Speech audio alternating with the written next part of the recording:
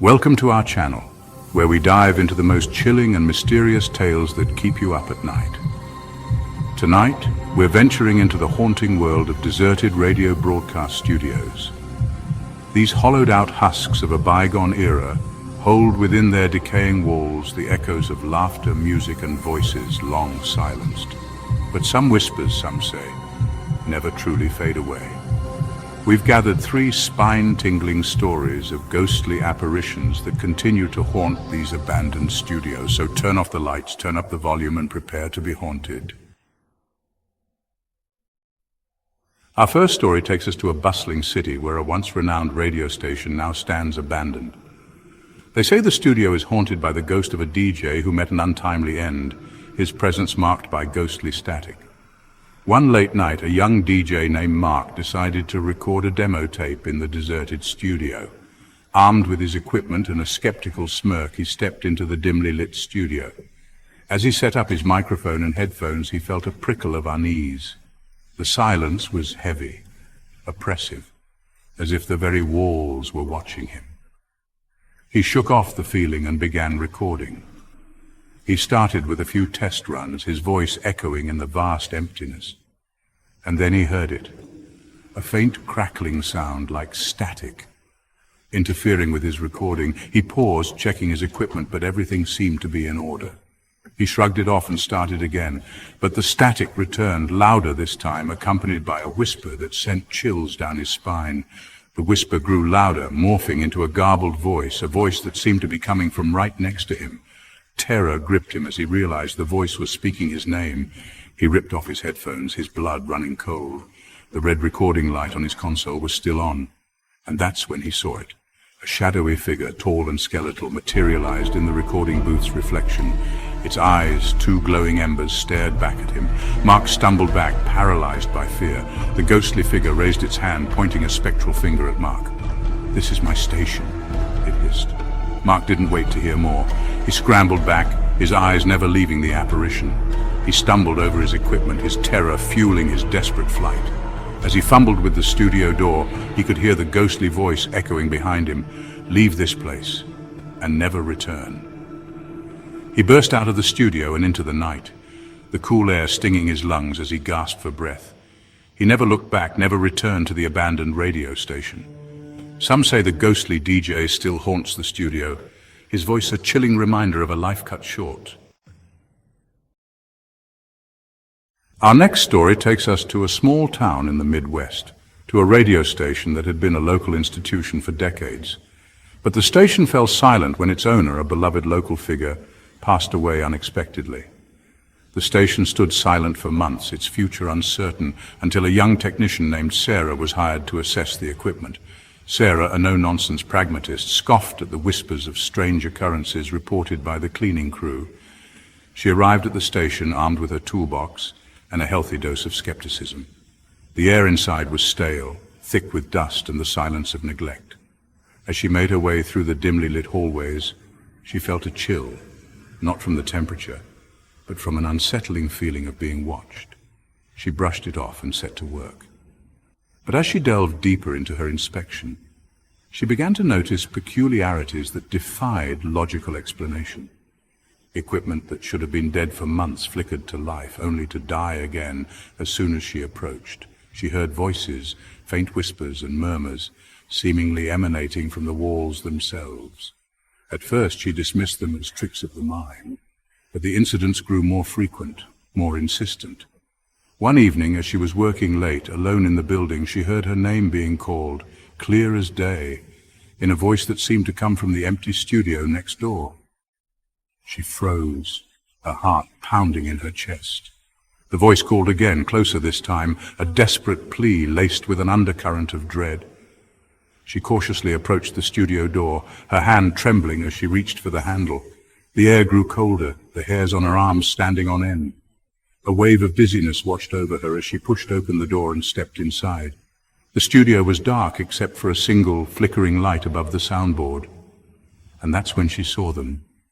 Shadowy figures, indistinct and shifting, moved around the studio. They seemed to be engaged in a silent conversation, their movements agitated. Sarah stood rooted to the spot, her breath caught in her throat. The figures moved closer, their forms solidifying, revealing the ghostly images of a group of people huddled around a microphone. As Sarah watched in horrified fascination, she realized what she was seeing. A spectral recording session. A chilling echo of a tragedy that had unfolded within those very walls. The figures seemed unaware of her presence, their ghostly performance continuing as if trapped in a never-ending loop. Then one of the figures, a man with haunted eyes, turned towards her, his gaze piercing through her, his voice a mournful whisper. "Help us," he pleaded. Sarah's fear gave way to a surge of pity and an overwhelming urge to help these lost souls. But as she took a step forward, the figures flickered and vanished, leaving her alone in the silent studio. Shaken to her core, Sarah gathered her things and fled the station. She returned the next day, determined to uncover the truth behind the ghostly recording session. Her research led her to old newspaper archives, where she unearthed a tragic story of a fire that had ripped through the station decades earlier, claiming the lives of several staff members trapped inside. Among the victims were a group of radio personalities who had been recording a late-night show.